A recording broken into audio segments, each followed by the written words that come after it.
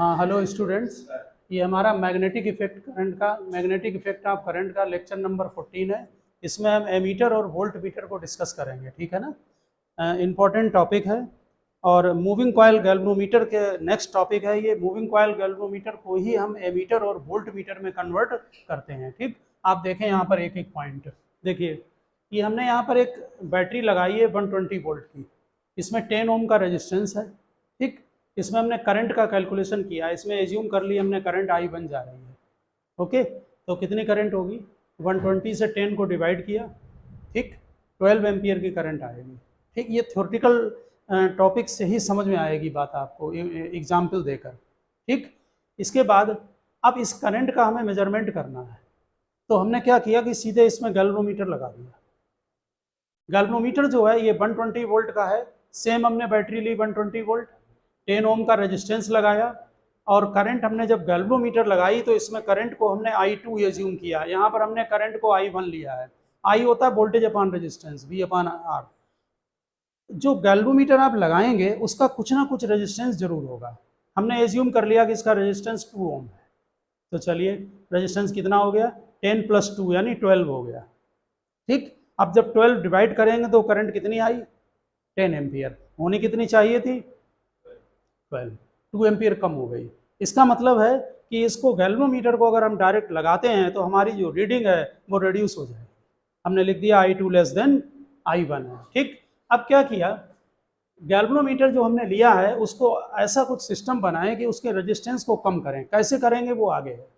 हमने इसका resistance assume किया, मान लो 0.001 ओम है। ठीक है, यहाँ हमने 2 ओम लिया था, यहाँ पर 0.001 ओम लिया। ये कैपिटल G से भी हम रेजिस्टेंस को लिख सकते हैं। ठीक, अब करंट कितनी होगी?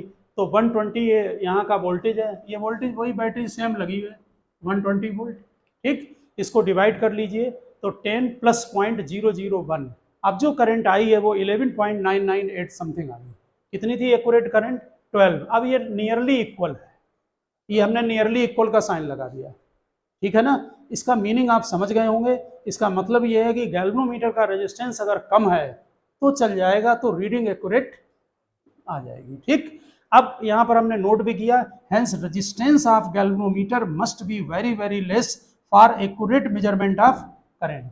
ठीक, तो क्या करते हैं, इसके लिए जो गैल्वेनोमीटर आता है, रेजिस्टेंस को आपको मालूम होगा, जब हम सीरीज में कनेक्शन करते हैं तो रेजिस्टेंस इंक्रीज होता है और जब हम पैरेलल में कनेक्शन करते हैं तो रेजिस्टेंस डिक्रीज होता है। इसका मतलब जो आपके पास गैल्वेनोमीटर है उसके हम पैरेलल में अगर एक रेजिस्टेंस लगा दें तो ओवरऑल इसका रेजिस्टेंस कम हो जाएगा। और एक और पैरेलल में ही रेजिस्टेंस कम होता है, आप कैलकुलेशन करके देख सकते हैं। देखिए 10 ओम और 2 ओम अगर सीरीज में लगा दो तो 12 हो गया, और पैरेलल में करोगे तो 1/10 + 1/2 करोगे तो मालूम है रेजिस्टेंस जो 2 होगा उससे भी कम आएगा। समझ गए ना बात को। तो यहाँ पर ये बात अब क्लियर हो गई होगी। ठीक, ये क्या चीज करंट, क्या चीज करंट तो हमने 11.998 निकाली है। हाँ, वो तो आप छोड़ दें कैलकुलेशन। यहाँ देखें, hence we connect a low resistance in parallel to the galvanometer to decrease the resistance of galvanometer. This resistance is called shunt. इसको हम शंट बोलते हैं। क्या करते हैं, गैल्वेनोमीटर के पैरेलल में एक रेजिस्टेंस लगा देते हैं। ठीक है, ये ओवरऑल मिलाकर सिस्टम ये एमीटर कहलाता है। इसलिए एमीटर को सीधे बोलते हैं शंटेड गैल्वेनोमीटर। ठीक, यहाँ पर एस से रिप्रेजेंट करते हैं। ठीक, अब जरा एक पॉइंट ध्यान दें, जब हम इसका कैलकुलेशन करेंगे तो मेन ब्रांच में जो करंट आ रही थी वो आई है। इसमें करंट हमने मान ली IG, जी मतलब गैल्वेनोमीटर से है। इसमें करंट कितनी गई? I - IG, और यहाँ पर फिर I आ गई। ठीक, वोल्टेज ये दोनों पैरेलल में होंगे, इन दोनों का वोल्टेज सेम होगा। इसका वोल्टेज कितना होगा? IG × G मल्टीप्लाई कर दो, V = IR। ठीक, इजुकल टू इसमें करंट कितनी है? I - IG × S। समझ गए होंगे। इससे शंट का फार्मूला बन गया। S रेजिस्टेंस है। ठीक, क्या बना फार्मूला? IG / I - IG। आप चाहें तो न्यूमेरिकल में डायरेक्ट यूज कर सकते हैं। ये जो शंट लगाया था उसको उसका कैलकुलेशन किया गया है। ध्यान दें बात पर, जो शंट लगाया है उसका कैलकुलेशन किया है यहाँ पर कि कितनी वैल्यू लगेगी, समझ गए ना। तो आपको अगर आई जी मालूम, आई जी क्या होता है, यहाँ पर एक पॉइंट ध्यान दें, अगर हम शंट नहीं लगाते यहाँ पर, ठीक, तो जो ये बहुत इंपॉर्टेंट चीज़ है, समझने की कोशिश करें। गैल्वेनोमीटर में ऐसे स्केलिंग की जाती है 1 2 3, मान लीजिए गैल्वेनोमीटर मैक्सिमम करंट 4 ले सकता है, ये करंट है 0 1 2 3 4, ठीक। हमारे जो बोर्ड के न्यूमेरिकल हैं उसके सभी न्यूमेरिकल में मैक्सिमम डिफ्लेक्शन करंट दी होती है। इसका मतलब ये है कि अगर हमने कहीं पर ये गैल्वेनोमीटर लिया है, इसमें जो मैक्सिमम करंट है वो 4 एम्पियर जा सकती है बस। आपकी समझ में आ गई बात? क्यों? यहाँ का डिफ्लेक्शन जब यहाँ आ जाएगा तो इसके बाद रीडिंग ही नहीं है, नहीं तो फिर बर्नआउट हो जाएगा वो। ओके, इतनी करंट यहाँ जा सकती, यही करंट जो है वो आई जी है, यानी कि गैल्वेनोमीटर ब्रांच में जो जा सकती है। ये बात समझ में आ गई? अब यहाँ एक पॉइंट ध्यान दें, अगर हमने गैल्वेनोमीटर के पैरेलल में एक लो रेजिस्टेंस लगा दिया तो मालूम क्या होगा कि जो करंट, इसमें तो करंट आई जी जा सकती है, लेकिन अब मेन ब्रांच में करंट इतनी होगी कि ये शंटेड है, इसका रेजिस्टेंस कम है, मैक्सिमम करंट यहाँ से जाएगी। आप कोई भी कैलकुलेशन करके देख लें, ये रेजिस्टेंस हाई है, इसमें करंट कम होगी। हम एक डाटा एज्यूम कर रहे हैं, मान लीजिए ये 4 एम्पियर है, ठीक, इसका कुछ रेजिस्टेंस होगा, मान लीजिए 2 ओम है, कितना हुआ 8 वोल्ट, 8 वोल्ट यहाँ पर भी होगा क्योंकि दोनों पैरेलल में है। आप अगर इसका रेजिस्टेंस मालूम है तो करंट निकाल लेंगे। हमने यहाँ एजम्पशन लिया है कि मान लीजिए, देखिए इसमें 4 एम्पियर से ज़्यादा करंट नहीं जा सकती है क्योंकि ये मैक्सिमम डिफ्लेक्शन करंट है, न्यूमेरिकल में लिखा होता है मैक्सिमम डिफ्लेक्शन करंट, उसका मतलब वो आई जी है। ये बात समझ गए? अब समझे यहाँ, मान लीजिए इसमें हमने, क्योंकि ये रेजिस्टेंस कम है, हमने एज्यूम कर लिया इसमें 16 एम्पियर करंट जा रही है। बहुत ठीक से समझना बात को, तो यहाँ कितनी हो गई 20 एम्पियर। अगर हम शंट नहीं लगाते तो इसमें मैक्सिमम करंट 4 एम्पियर जाती, इससे ज़्यादा जाती तो बर्नआउट।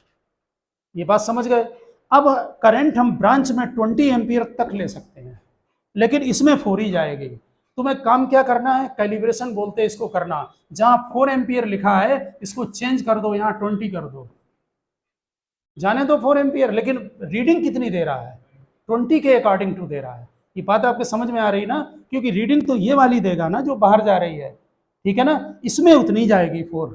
अब आप समझ गए होंगे आई जी यहाँ पर क्या है, आई जी यहाँ पर मैक्सिमम डिफ्लेक्शन करंट होती है। और ये बात जरूर ध्यान रखना, हर न्यूमेरिकल में दी होती है मैक्सिमम डिफ्लेक्शन करंट। आगे बात समझ में? ठीक, यहाँ पर हम लिख देंगे आई जी है मैक्सिमम डिफ्लेक्शन करंट। अब ये बन गया फार्मूला शंट का। आपको जो न्यूमेरिकल होता है इसका वो बहुत आसान होता है। हम कोई भी एक एग्जाम्पल लेकर हैं, पहले यहाँ पर हम ये नोट कर दे रहे हैं, आई जी है मैक्सिमम डिफ्लेक्शन करंट, ठीक। देखिए मान लीजिए आपका यहाँ पर कोई गैल्वेनोमीटर दिया हुआ है और इसका रेजिस्टेंस जो है वो 4 एम्पियर है, ओके। यहाँ पर एक शंट लगा दो, इसका रेजिस्टेंस 0.01 ओम है, ओके। हालांकि उसमें हमें रीडिंग निकालनी है तो इसको हम अननोन ले रहे हैं, मतलब कैलकुलेशन करेंगे इसका हमें कैपिटल जी की वैल्यू मालूम है। मेन ब्रांच में करंट ले लो 10 एम्पियर, ओके। आपको मालूम है कि मैक्सिमम करंट यहां से जाएगी, मान लीजिए इसमें 1 एम्पियर करंट जा रही तो इसमें कितनी जाएगी 9 एम्पियर, हो गई 10। अब आपको क्या करना है, या तो ये ध्यान रखो सीधे ये दोनों पैरेलल में करो, मल्टी 4 × 1 बन गया voltage 4 is equal to 9 × S दे देगा रीडिंग, या यहाँ वैल्यू डाल दें। आई जी की वैल्यू कितनी है 1 एम्पियर, कैपिटल जी कितना है 4 ओम, आई कितना है 10, ठीक है ना, और आई जी आपका 1 है, कैलकुलेशन हो जाएगा। आप समझ गए ना, ठीक। और यहाँ पर फिर ये बात क्लियर कर लें, ये अगला पॉइंट है हमारा, ये फार्मूला आप समझ गए होंगे, नेट रेजिस्टेंस इतना हो जाएगा, कैपिटल जी और एस पैरेलल में है, तो अगर कोई पूछे कभी किसी कैलकुलेशन में तो नेट रेजिस्टेंस आप यहाँ से निकाल लें। इस पॉइंट पर ध्यान दें जरा, इसमें हमने क्या किया, आई जी को डिवाइड कर दिया ऊपर नीचे, तो यहाँ पर बन गया आपका I/आई जी, ठीक, -1, ठीक। जरा यहाँ देखना, अगर हम इसमें शंट नहीं लगाते तो कितनी करंट भेज सकते थे इसमें 1 एम्पियर, 10 में तो ये बर्न आउट हो जाएगा, ये मैक्सिमम डिफ्लेक्शन करंट होती है, इससे ज़्यादा इसमें करंट नहीं जा सकती है। समझ गए ना, कम हो सकती है। तो मैक्सिमम करंट है ये 1। जब ये नहीं लगाते तो कितनी मेजरमेंट कर सकते थे? 1। आप कितना कर रहे हो? कितने टाइम्स हुआ? 10 टाइम्स। यानी ये शंट जो है वो मेजरमेंट की रेंज भी बढ़ा देता है। दो फायदे हैं, एक तो बर्नआउट नहीं होगा, सेफ रहेगा, दूसरा कि जो रीडिंग है वो एक्यूरेट आएगी। रीडिंग की एक्यूरेसी आप इस कैलकुलेशन से समझ गए होंगे कि यहाँ पर आपका बिल्कुल लगभग 11.998 आ गया, जबकि एक्यूरेट करंट 12 एम्पियर थी। आप समझ गए ना? तो क्या फायदा है शंट से? एक तो एक्यूरेट मेजरमेंट होगा करंट का, दूसरा आपकी रेंज बढ़ा देता मेजरमेंट की। वैसे 1 एम्पियर मेजरमेंट करता, अब ये 10 एम्पियर तक मेजरमेंट कर सकता है। कितने टाइम्स? वो I/IG है। IG है मैक्सिमम डिफ्लेक्शन करंट, I वो करंट है जो हम शंट लगाने के बाद आप मेजरमेंट कर रहे हैं। तो हमने I/IG की जगह स्मॉल n डाल दिया। If ammeter range increase to n times, तो I इज इक्वल टू क्या हुआ? Small n into IG। आ गई होगी बात समझ में? यहाँ n टाइम्स है। बहुत सिंपल ऑब्जेक्टिव आपको मिल जाएंगे बुक्स में लिखे हुए कि 10 टाइम्स इंक्रीज करना है तो शंट की वैल्यू बताओ, तो G/9। 100 टाइम्स इंक्रीज करना है तो G/99, 100 - 1। कैपिटल G क्या है? गैल्वेनोमीटर का रेजिस्टेंस है, ठीक। तो एमीटर जो है वो एक लो रेजिस्टेंस गैल्वेनोमीटर होता है, या उसे लोग शंटेड गैल्वेनोमीटर भी बोल देते हैं। तो आप समझ गए होंगे कि एमीटर का यूज, एमीटर को हम गैल्वेनोमीटर से एमीटर का कन्वर्जन हम कैसे करेंगे, ठीक है ना। अब आप दूसरा पॉइंट देखें, यहाँ पर न्यूमेरिकल सिंपल होते हैं, लग जाते हैं न्यूमेरिकल आसानी से। देखिए हमारा ये बैटरी है यहाँ पर 100 वोल्ट, इसमें यहाँ पर ये 2 रेजिस्टेंस लगा दिए, ठीक। ये हम ले रहे हैं 20 ओम रेजिस्टेंस, और इसको हम 30 ले रहे हैं। कितनी करंट होगी सर्किट में? आई बोलो, 100/50, 2 एम्पियर की करंट होगी, ठीक है। 30 + 20 कर लिया, 50 ओम, और 100 से डिवाइड कर लिया है। अब हमें ये काम ये करना है कि इसका वोल्टेज मेजरमेंट करना है। इस पर वोल्टेज V1 है, इसमें वोल्टेज V2 है। तो इसमें आ गया ये वोल्टेज V2। कितना होगा वोल्टेज V2? IR। I कितना? 2 एम्पियर है। R कितना है? 30 है। कितना बना? 60 वोल्ट हुआ, ठीक। इस पर 40 होगा, ठीक। एमीटर आपके समझ में आ गया ना कि गैल्वेनोमीटर में लो रेजिस्टेंस लगा दें, उसे शंट बोलते हैं। पैरेलल में लगाते हैं तो वो गैल्वेनोमीटर एमीटर में कन्वर्ट हो जाता है। डायरेक्ट एमीटर का यूज़ नहीं करते, सॉरी, गैल्वेनोमीटर का डायरेक्ट यूज़ नहीं करते हैं। समझ गए ना? जितना कम शंट की वैल्यू लगाएंगे उतना अच्छा एक्यूरेसी आएगी। अब जरा ऐसा करते हैं कि इसी सर्किट में आप लोग जरा वो उसमें मोबाइल में ना कैलकुलेटर निकाल लेना जरा। इसको यहाँ पर ये 20 ओम है और ये 30 ओम है। इसमें एक मेजरमेंट के लिए एक वोल्ट मीटर लगा देते हैं। ये गैल्वेनोमीटर समझ लो लगा दिया, ठीक है, कि कितना मेजरमेंट होगा डायरेक्ट। ओके, तो कुछ इसका रेजिस्टेंस होगा, ले रहे रेजिस्टेंस 10 ओम, थोड़ा सा कम लेना चाह रहे, 2 ओम ले रहे, ठीक है। अब करंट कितनी होगी, कैसे निकालें करंट? पहले तो R निकाल लें। ये दोनों पैरेलल, ये तुम्हें कैलकुलेशन मुझे बहुत जल्दी फटाफट बताने हैं। 1/R इज इक्वल टू 30 और 2 पैरेलल में है, ठीक। तो R इज इक्वल टू 60/32। इसकी वैल्यू बताएं और नेट रेजिस्टेंस बताएं। 1.875। अरे हमने एलसीएम ले लिया, तो चलो कोई बात नहीं, 30 ले लो यार, क्या है, चलो 30 ले रहे, ठीक है ना। तो यहाँ पर अब हमने जब ऐसे लिख दिया तो फिर 1/R1 लिखो, ठीक है। तो 1 + 15 यानी 16/30। तो रेजिस्टेंस कितना हो गया? 30/16। 0 पॉइंट बोलो 5।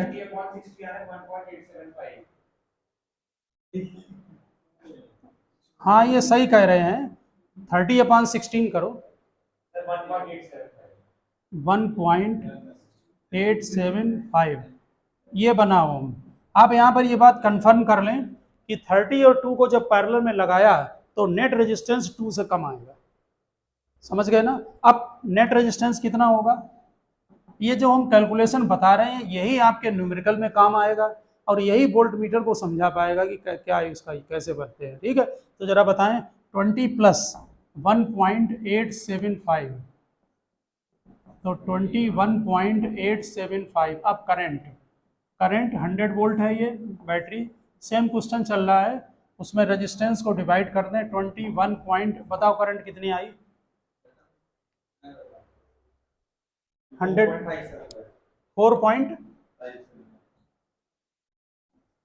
4.57 इतनी करंट आ रही है। ठीक है, एम्पियर। अब जरा समझें, यहाँ पर वोल्ट मीटर की रीडिंग को निकालने के लिए, ठीक है ना, हम 2-3 मेथड हैं, या तो इसमें वोल्टेज निकाल लो, इसको माइनस कर दो निकल आएगा, इसको समझ लें, न्यूमेरिकल में बहुत काम कीजिए, इसका वोल्टेज निकल आएगा बहुत आसानी से, माइनस कर दो निकल आएगा। दूसरा मेथड समझें, वो न्यूमेरिकल में काम आएगा।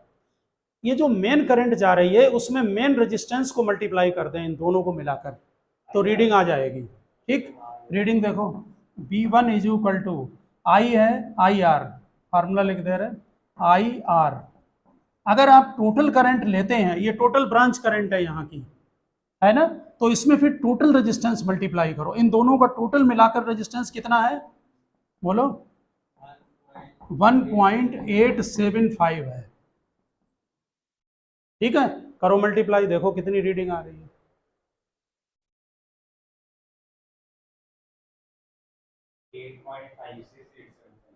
8 चलो 5-6 ले लो, बहुत है। पहली बात, एक बात हम यहाँ बता दे रहे हैं, हम आगे न्यूमेरिकल में भी कभी बताएंगे आपको, या करंट इलेक्ट्रिसिटी का ये मैटर है, जरा ध्यान से ये बात देख लें। अगर आप ये करंट लेते हैं तो फिर इन दोनों को रेजिस्टेंस नेट मल्टीप्लाई होगा। क्यों? क्योंकि आप ये करंट दोनों में जा रही है ना। या क्या करें, इसकी करंट निकाल लो 30 वाले की, और 30 को मल्टीप्लाई कर दो, तब भी ये रीडिंग आएगी। समझ गए ना। या इस ब्रांच में करंट निकाल लो और उसे मल्टीप्लाई कर दो, तब भी आ जाएगी। ये बात समझ गए होंगे। ठीक, रीडिंग थी कितनी 60 वोल्ट, आई कितनी, सारी वैल्यू खत्म हो गई। बाकी बताते हैं क्या हुआ, समझ गए ना। वोल्ट मीटर के लगाने से क्या हुआ कि उसने एक्यूरेट रीडिंग नहीं दी, अगर गैल्वेनोमीटर को डायरेक्ट अटैच कर दिया।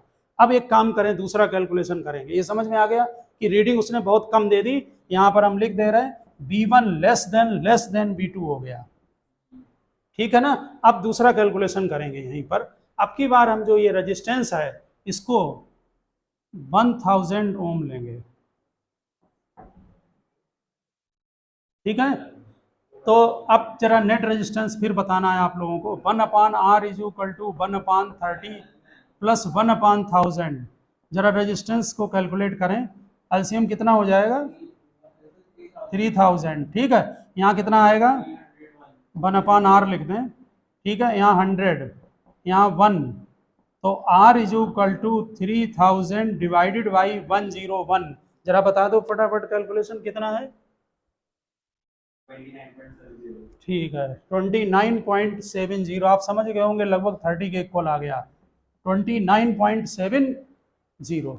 ओके, अब करंट बताओ।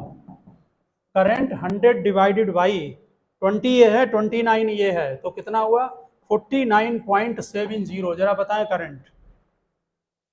ये कैलकुलेशन बिल्कुल व्यू क्लियर कर देगा आपको, एमीटर का जैसे किया 2.01। कितनी थी करंट, लगभग आ गई इक्वल करंट, आ गई ना। और अब इसके वोल्टेज की रीडिंग बताएं कितनी है, V3 लिख ले रहे हैं हम। अब रीडिंग देखो, ये मेन करंट है, तो मेन रेजिस्टेंस को मल्टीप्लाई कर दें। क्या करें, 2.01 में मल्टीप्लाई कर दो 29.70 को, क्योंकि इन दोनों को मिलाकर ये नेट रेजिस्टेंस है 59.69। ये वोल्टेज आपका V3 नियरली इक्वल आ गया, ये क्या था V2 के, एक्यूरेट रीडिंग आ गई। इसका मतलब क्या करें, गैल्वेनोमीटर के रेजिस्टेंस को अगर हम हाई कर दें, बढ़ा दें, ठीक है, तो वो एक्यूरेट रीडिंग देगा और वोल्ट मीटर में कन्वर्ट हो जाएगा।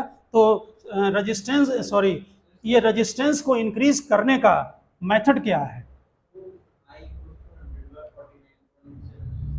कहाँ पर, ये आई, ये करंट वोल्टेज अपॉन रेजिस्टेंस होता है, तो वोल्टेज 100 है, रेजिस्टेंस 20 प्लस ये मिलाकर नेट रेजिस्टेंस, ठीक है।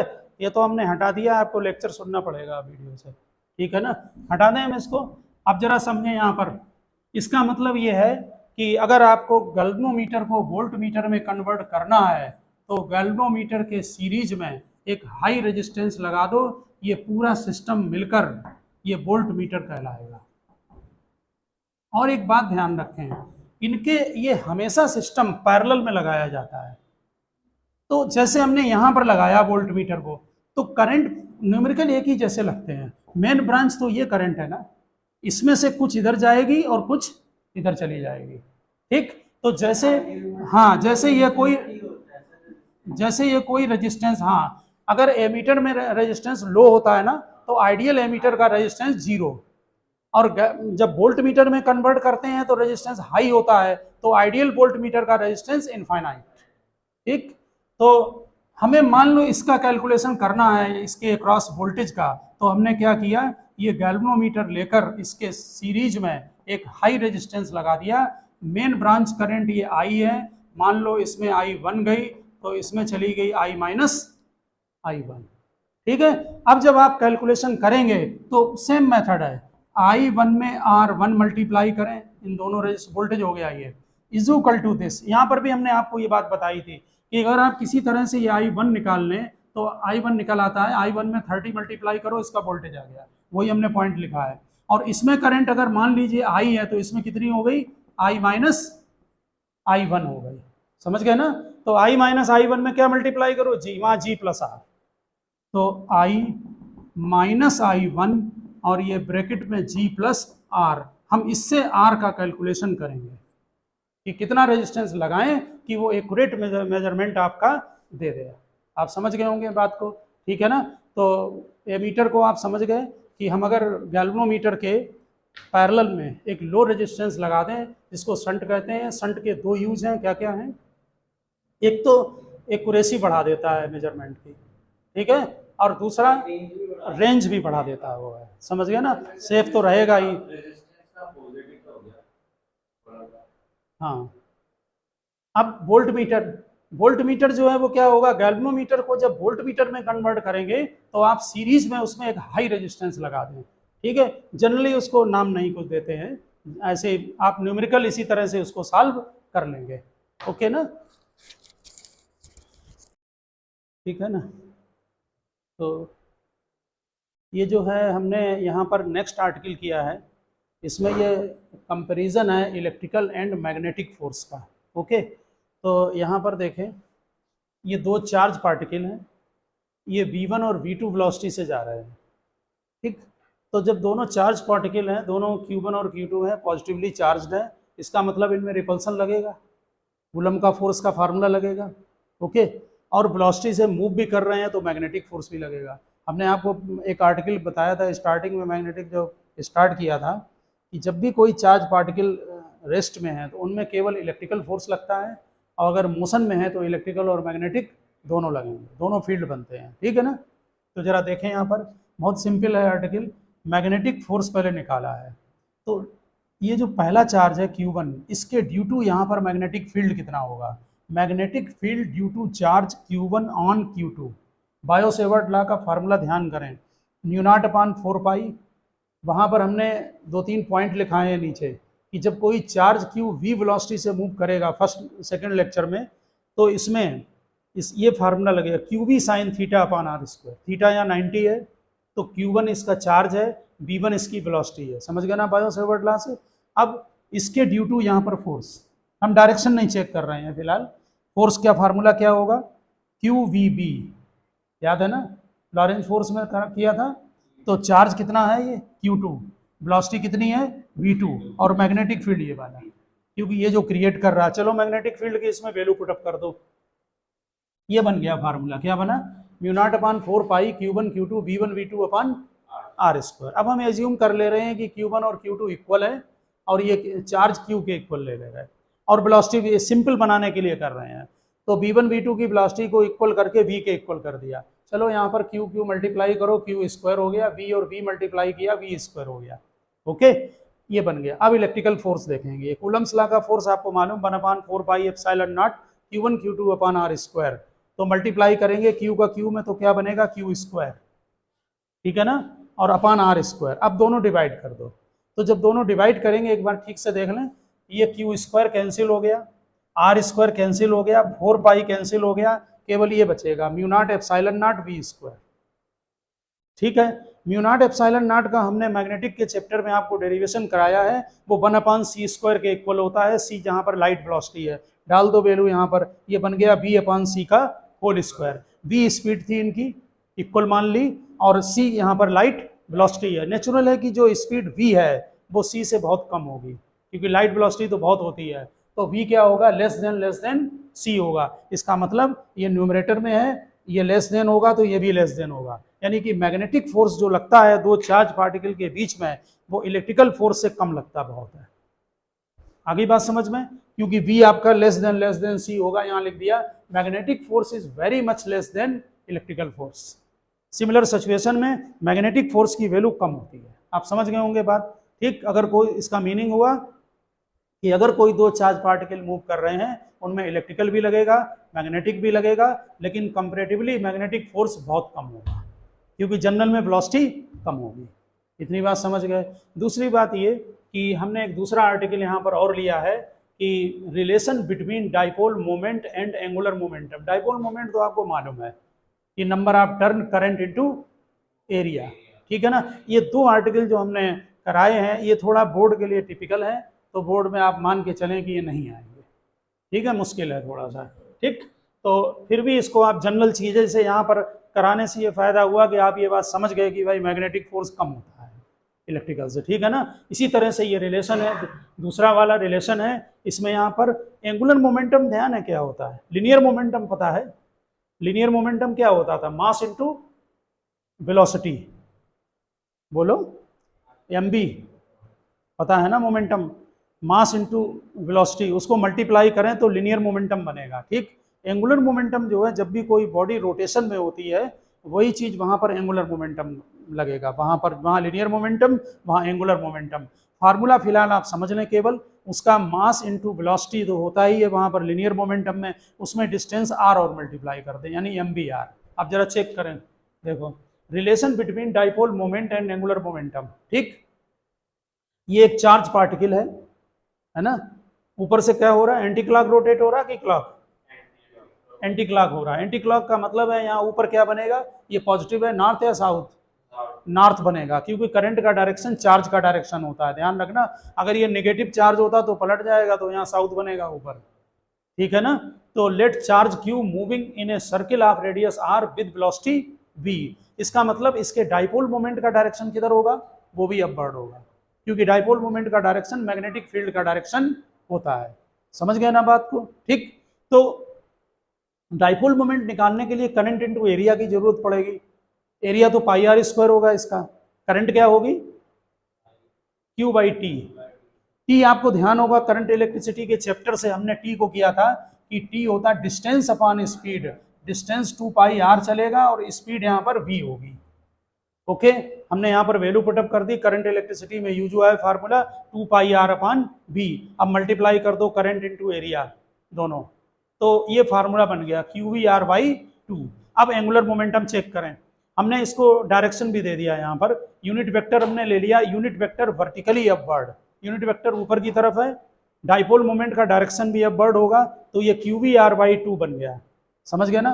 एंगुलर मोमेंटम ध्यान रखें कि अगर कोई चीज एंटी क्लॉकवाइज रोटेट हो रही है तो अपवर्ड होता है, क्लॉकवाइज हो रही है तो डाउनवर्ड। यहाँ पर एंगुलर मोमेंटम का डायरेक्शन भी अपवर्ड होगा, तो यूनिट वेक्टर n के डायरेक्शन में एंगुलर मोमेंटम होगा, ये उसका मैग्नीट्यूड होता है mvr।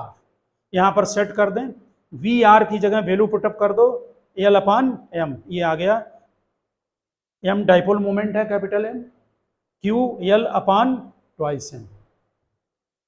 दोनों के डायरेक्शन, अगर चार्ज ट्वाइस तो यहाँ पर है ऑलरेडी, अगर चार्ज पॉजिटिव है तो यहाँ प्लस साइन रखें, अगर चार्ज नेगेटिव है तो माइनस। ध्यान दें इस बात पर, अगर मान लो ये चार्ज नेगेटिव होता तो ऊपर साउथ बनता, ठीक, और नीचे नॉर्थ बनता।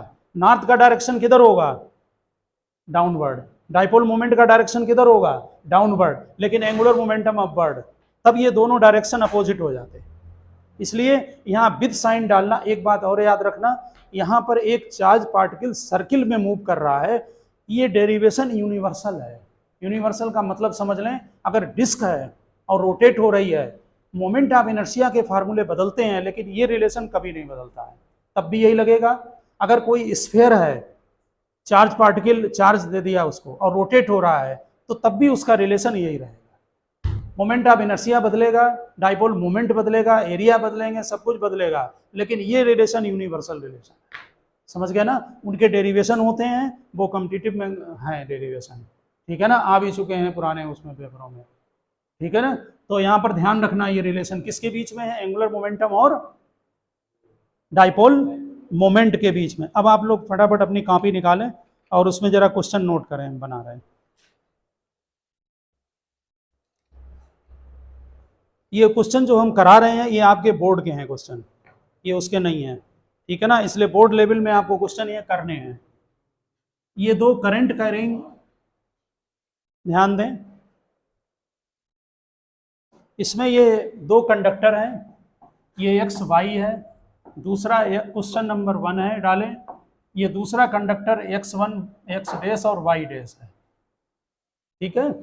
ये दो कंडक्टर हैं, करंट कैरिंग कंडक्टर हैं, ओके। हमने केवल डायग्राम बनाया है यहाँ पर। इसमें ऊपर वाला जो वायर है, इसमें करंट जो है वो I2 जा रही है। इस वाले में जो लोअर वाला वायर है, इसमें करंट 60 एम्पियर है, 60 एम्पियर करंट, ओके। डिस्टेंस इनके बीच की 4 मिलीमीटर है। अभी हम इसका तुम्हें व्यू समझा रहे हैं, बोर्ड लेवल का क्वेश्चन है, ध्यान रखना। मास पर यूनिट लेंथ वायर की दे रखी है एक्स वाई की, वो 10⁻⁻² kg पर मीटर है। मास पर यूनिट लेंथ दे रखी है 10⁻⁻² kg पर मीटर। I2 की डायरेक्शन अभी हम निकालेंगे, अभी आपसे पूछेंगे कितनी है, ठीक है ना। इसका मास पर यूनिट लेंथ आपको दिया हुआ है, करंट हो गई, डिस्टेंस आपको दे दी गई है। अब हमें ये बताएं, आप में से, हाँ दोनों करंट कैरिंग कंडक्टर हैं, एक्स डिस्टेंस है बिटवीन दोनों 4 mm की, ये 4 mm की डिस्टेंस है between two wire. X Y and X dash Y dash are current carrying conductor, are current carrying conductor. Find, लिखो find I2, find current I2 and its direction, find current I2 and its direction if upward wire is balanced by weight, is balanced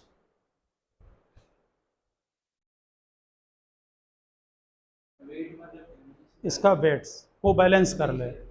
अब हमें ये बताओ, वो जी की value डाल देंगे, वो कोई टेंशन नहीं, 10 ले रखी हमने है, कोई बात नहीं, हम कैलकुलेशन है मेरे पास। यहाँ देखिए ये दो वायर हैं, ठीक, नीचे वाला वायर फिक्स है, क्वेश्चन में गिवन है, हमने बोला नहीं। ऊपर वाले वायर में वेट किधर लगेगा, डाउनवर्ड लगेगा। कैसे बैलेंस करें, इसमें किधर फोर्स लगे कि ये बैलेंस हो जाए, ऊपर की तरफ लगे। तो इनमें, एक मिनट, इसमें करंट का डायरेक्शन सेम होगा या अपोजिट होगा, वो हमने आर्टिकल कराया है, आप भूल रहे हैं। जब करंट का डायरेक्शन सेम होता है तब क्या होता है, अट्रैक्शन या रिपल्सन, जल्दी बोलो। करंट का डायरेक्शन जब सेम होता है तो क्या था, अट्रैक्शन था कि रिपल्सन था, बोलो ना। हमने अट्रैक्शन था, और जब अपोजिट डायरेक्शन में है तब रिपल्सन था, याद है ना। इन अंदर को फोर्स आ रहे थे। तो अब इसमें बताएं, इसमें फोर्स किधर लगना चाहिए, ऊपर को। तो इनमें वायर करंट का डायरेक्शन किधर होगा, ऊपर वाले वायर में, इसमें इधर जा रही है करंट, अगर सेम डायरेक्शन होगा तो ये उसको अट्रैक्ट कर लेगा, इसमें mg डाउनवर्ड लगेगा, इससे ड्यू टू जो फोर्स लगेगा वो किधर होना चाहिए, अपवर्ड। अगर आप भूल जाते हैं तो आप एक काम और कर सकते हैं करंट के डायरेक्शन के लिए, देखिए इसके ड्यू टू मैग्नेटिक फील्ड किधर होगा, चेक करो पहले, ये राइट हैंड पाम रूल, देखिए किधर होगा मैग्नेटिक फील्ड, आउटवर्ड। अब फ्लेमिंग लेफ्ट हैंड रूल लगा दें, ठीक, फोर्स होना चाहिए अपवर्ड, ठीक है ना, और क्या आया था, मैग्नेटिक फील्ड किधर है, आउटवर्ड है, तो करंट का डायरेक्शन किधर होगा, इस तरफ। समझ में आ गई बात, इससे इसका डायरेक्शन पूछा जा रहा है, ये गिवन है आपको, समझ गए ना, क्योंकि तभी तो सीधी बात है कि जो अपोजिट डायरेक्शन में करंट होगी तो रिपल्सन होगा, तभी तो वो बैलेंस करेगा, नहीं तो बैलेंस कैसे करेगा। आप समझ में आ गई बात ना। आप हमें ये बता दो कि मैग्नीट्यूड को बैलेंस कर दें सीधे सीधे, ठीक। देखिए mg लगेगा डाउनवर्ड, और फोर्स बताओ फार्मूला क्या होता है, तो पैरेलल करंट कैरिंग कंडक्टर का म्यू नॉट अपॉन 4 पाई, आगे बोलो फार्मूला जल्दी, 2 था 2i1 i2 by are, 2i1 i2 by are. और एक बात ध्यान देना, इन्होंने मास पर यूनिट लेंथ आपको पहले ही दे दिया है, इसलिए कोई प्रॉब्लम नहीं, ये formula force per unit length का है, न कि टोटल फोर्स का, समझ गए ना, इसीलिए क्वेश्चन में मास पर यूनिट लेंथ दिया है, इसलिए लेंथ की प्रॉब्लम नहीं आएगी। आप समझ गए ना मेरे पॉइंट को। तो यहाँ पर मास है 10⁻², G10 है, साथ साथ लिखे, हम हटाएंगे इसको तुरंत। 2i1 की वैल्यू आपको दे रखी है 60 एम्पियर, i2 निकालना है, डिस्टेंस 4 मिलीमीटर है, तो 4 × 10⁻³ मिलीमीटर को मीटर में जरूर चेंज करें हर जगह। तो यहाँ पर जो करंट आ रही है i2 वो 12.67 आ रही है एम्पियर, 12.67 एम्पियर आ रही है। तो याद रखना आर्टिकल को बैलेंस करने के लिए कि किस डायरेक्शन में होना चाहिए, आप लर्न रखना। और एक बात बता दो, कोई भी अगर हम इसमें करंट का डायरेक्शन चेंज करते हैं, बैलेंस है इस समय, ठीक, तो फिर भी अपवर्ड जो फोर्स लग रहा है, ये ऊपर को जो फोर्स लग रहा था मैग्नेटिक फोर्स था, अगर हम करंट का डायरेक्शन इसमें सडनली चेंज कर दो तो फिर ये अपवर्ड फोर्स किधर लगेगा, कितना, तो ये गिरने लगेगा, किस एक्सीलरेशन से गिरेगा, डायरेक्ट बताओ तुरंत, किस एक्सीलरेशन से गिरेगा, ग्रेविटी तो पहले ही लग रही थी, mg डबल हो जाएगा, क्यों, क्योंकि ये फोर्स mg के इक्वल है, तो 2mg लगेगा नीचे, आप समझ गए ना, क्योंकि ये तो mg के इक्वल है, तो ये भी जो फोर्स लग रहा है अपवर्ड, समझ लो नीचे 2mg लगने लगा, अगर डायरेक्शन बदल दिया आपने, और 2mg = ma लगाएं तो a क्या हो जाएगा, 2g हो जाएगा। क्वेश्चन ध्यान रखना, मैकेनिक्स में भी है। नेक्स्ट क्वेश्चन नोट करें, हम बोल रहे हैं, और बहुत अच्छा क्वेश्चन है, लिखिए current sensitivity of moving coil galvanometer, current sensitivity of moving coil galvanometer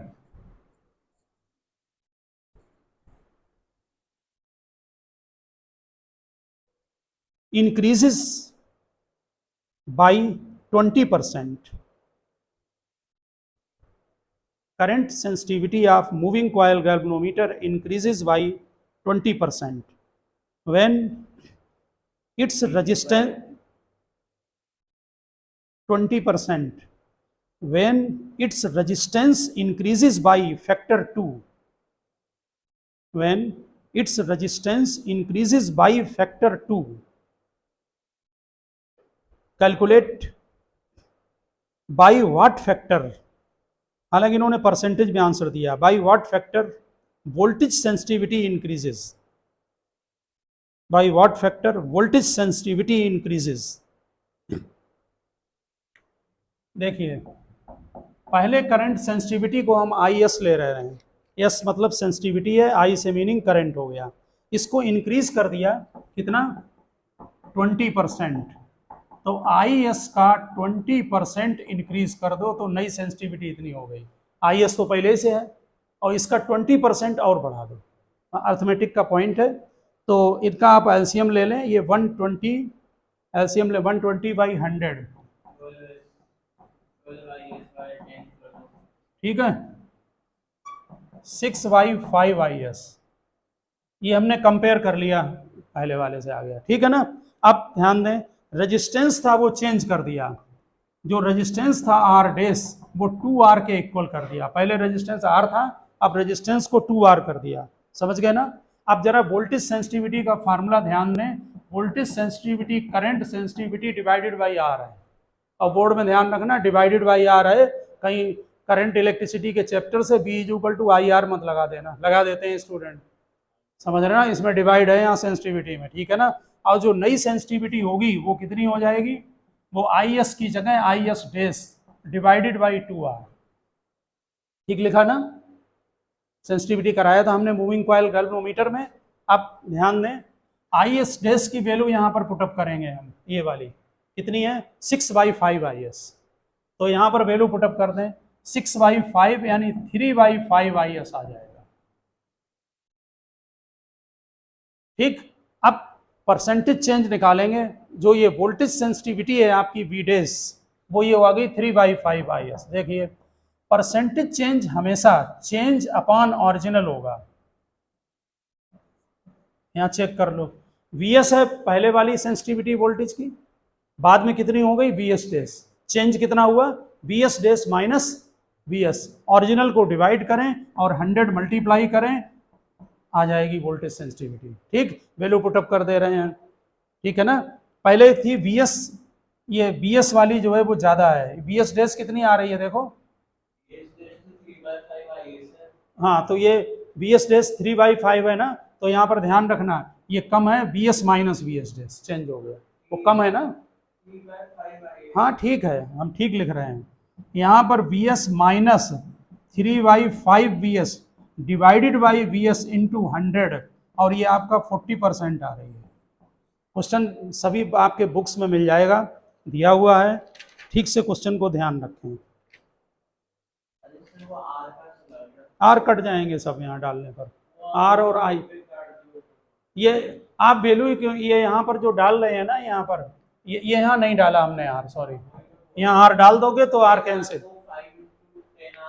हाँ हाँ, ये भी यहाँ पर 3/5 है, नहीं ठीक है, यहाँ पर वैल्यू आप पुटअप कर देंगे, अब कट जाएगा R, VS कट जाएगा, ठीक है ना, कैंसिल होकर वैल्यू आ जाएगी, ठीक है ना।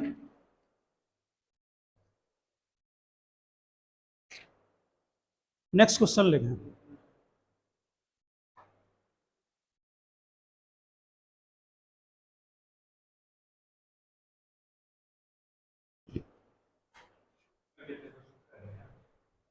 ये तो हमें भी नहीं पता, करते जा रहे हैं। देखो इधर, यहाँ पर एक क्रॉस मैग्नेटिक फील्ड है और इस जगह से पार्टिकल दिए हुए हैं आपको, वो इमिट होते हैं, एक पार्टिकल सीधा चला गया, एक इधर को जा रहा है, और दो पार्टिकल जो हैं वो इधर, ये कर्व हैं सभी, स्ट्रेट लाइन कोई नहीं है, दो इधर जा रहे हैं, ठीक। अभी हम क्वेश्चन बना रहे हैं, आप नोट कर लें फिर देखते हैं। ये A है, इधर पार्टिकल B गया, इधर C गया, इधर D गया, ठीक है। हमें इनमें से बताना है, इसमें एक न्यूट्रॉन है, एक इलेक्ट्रॉन है, एक अल्फा पार्टिकल है और एक प्रोटॉन है, कौन कौन से हैं वो, न्यूट्रॉन है, अल्फा पार्टिकल है, बहुत जनरल क्वेश्चन है, सभी में दिया है, अल्फा पार्टिकल है, प्रोटॉन है, अभी बता रहे, एक मिनट, एक इलेक्ट्रॉन है, यही बताना है ये कौन कौन से हैं, ए किसका पाथ है, बी किसका है, सी किसका है, आप समझ गए ना। चार चार्ज पार्टिकल हैं, ये किसी प्लेट से समझ लो इमिट होते हैं, यहाँ पर मैग्नेटिक फील्ड है, किधर है मैग्नेटिक फील्ड, इनवर्ड, इनवर्ड है ना। इसमें ये बताना है कि कौन कौन से ये पार्टिकल हैं, जैसे न्यूट्रॉन है वो ए है कि बी है कि सी है कि डी है, तो जरा बता सकते हो इसमें न्यूट्रॉन कौन सा हो सकता है, बहुत आसान है, हैं? नहीं और कुछ नहीं, इन्हीं में से देख के बताओ, पाथ से सी होगा, क्योंकि उसमें कोई फोर्स नहीं लग रहा है, इसलिए वो किसी तरफ भी डिफ्लेक्ट नहीं हुआ, क्योंकि वो चार्ज्ड बॉडी नहीं है, ठीक है, इसलिए यहाँ पर जो है ये सी होगा। अब जरा ये बताओ, ये बहुत बताना आसान है, अल्फा पार्टिकल का चार्ज कैसा होता है, पॉजिटिव, और प्रोटॉन का भी पॉजिटिव होता है, इलेक्ट्रॉन का निगेटिव होता है, बिना किसी कैलकुलेशन के आप बता सकते हैं इसमें कौन सा इलेक्ट्रॉन होगा और किधर अल्फा वो होगा, हाँ जरा यहाँ देख के बता दो प्लीज, इलेक्ट्रॉन कौन सा है? अरे ये दोनों पॉजिटिव है ना, तो ये एक साइड को गए होंगे। इलेक्ट्रॉन यहाँ पर जो है वो डी होगा, क्योंकि एक ही पार्टिकल तो इधर गया है, इसकी तो जरूरत ही नहीं लगाने की पड़ेगी आपको, डायरेक्ट आप निकाल सकते हैं। आपके समझ में आ गई ना, क्योंकि दो पार्टिकल तो पॉजिटिव हैं, जो पॉजिटिव हैं वो एक तरफ को जाएंगे, न्यूट्रल सीधा चला गया, नेचुरल है कि ये नेगेटिव होगा। अब यहाँ तुम्हें थोड़ा सा बताना पड़ेगा कि कौन सा पार्टिकल ए है और कौन सा बी है। क्यों है? उसमें मास को भी देखना पड़ेगा, ठीक है ना। जो रेडियस का फार्मूला है वो mv/qb है, ठीक है ना। वेलोसिटी सेम है सबकी, ध्यान रखना, v सेम है दिया हुआ है, और मैग्नेटिक फील्ड b सेम है, ये बात समझ गए ना। तो रेडियस केवल प्रोपोर्शनल होगा मास अपॉन q के, ये बात समझ में आ गई होगी, बाकी तो सेम है। तो प्रोटॉन क्या है? 1h1, अल्फा पार्टिकल क्या है? 2he4, इसका मास 1 और चार्ज भी 1, उसमें मास 4 टाइम्स होता है और चार्ज 2 टाइम्स। हीलियम का न्यूक्लियस है अल्फा पार्टिकल, समझ गए ना। तो रेडियस जो उसका होगा प्रोटॉन का, हमने p लिख दिया प्रोटॉन से, ये 1 है तो ये तो रेशियो निकाल ले रहे डायरेक्ट, और अल्फा का तो ये इज इक्वल टू, इसका तो 1 आ जाएगा क्योंकि 1/1 कैंसिल हो गया, ठीक है। इसका कितना होगा? मास 4 हो गया और चार्ज 2 हो गया, तो ये रेडियस का रेशियो 1:2 हुआ। इसका रेडियस ज्यादा होगा, बोलो रेडियस किसका ज्यादा है? अल्फा पार्टिकल का, ठीक है ना, 1:2 आ रहा, इसका रेडियस ज्यादा है। समझ में आ गई बात? तो इसलिए जो बी पार्टिकल है वो आपका अल्फा पार्टिकल है बी, और ये वाला पार्टिकल ए जो है वो प्रोटॉन है। प्रोटॉन कौन सा है? ए। अच्छा, इनमें ABCD इन्होंने अलग से दे रखा है, समझ में आ गई ना बात? ठीक से समझ गए ना क्वेश्चन को? ठीक, नेक्स्ट क्वेश्चन लिखें। हाँ, अल्फा का रेडियस बड़ा है ना, तो रेडियस जो है, ये पार्टिकल एक्चुअली में थोड़ा वैसा बन गया है, ये वाला ऐसे जा रहा है और ये ऐसे बड़े सर्किल में जा रहा है, तो यहाँ पर रेडियस बड़ा सा बनाएगा और ये रेडियस छोटा बनाएगा, है? हाँ, टाइम पीरियड तो वेलोसिटी पर डिपेंड करता नहीं है, उसमें 2πm/qb होता है, इसलिए उसकी कोई प्रॉब्लम नहीं है। समझ में आ गई बात? नेक्स्ट क्वेश्चन नोट करें, लिखिए प्रोटॉन कॉमा ड्यूट्रॉन, फिर comma alpha particle, proton deuteron, comma लगा के लिखते जाएं, and alpha particle are same, नहीं, whose kinetic energy are same लिखा है। Proton deuteron and alpha particles whose kinetic energy are same enter perpendicular to uniform magnetic field, uniform magnetic field, compare their radii of circular path, compare their radii of circular path।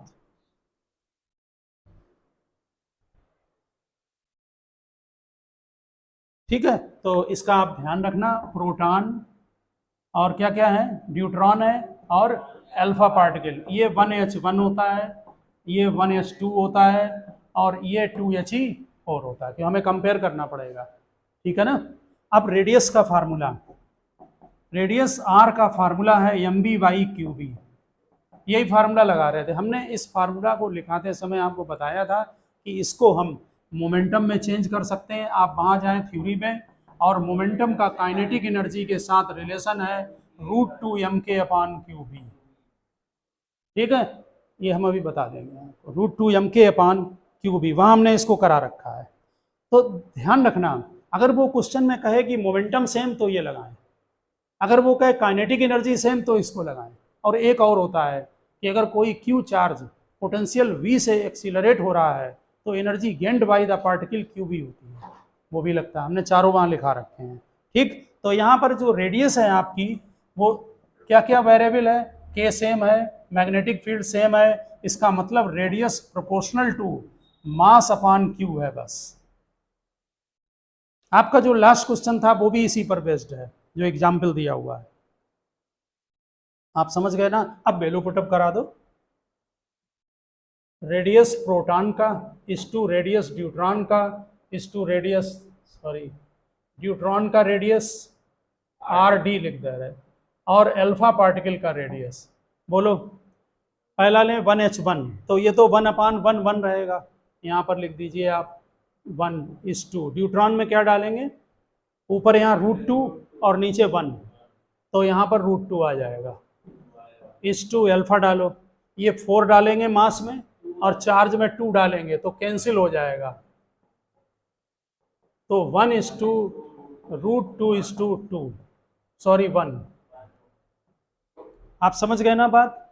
तो इस type के question books में भी दिए हैं, data देके दिए हैं, तो आप उनको आप कर सकते हैं, ठीक है ना। कंपेयर करके मोमेंटम सेम हो, चार्ज काइनेटिक एनर्जी सेम हो, या सेम पोटेंशियल में एक्सीलरेट कराएं, इस तरह से कई सारे उसमें क्वेश्चन दिए गए हैं आपको, ठीक है ना।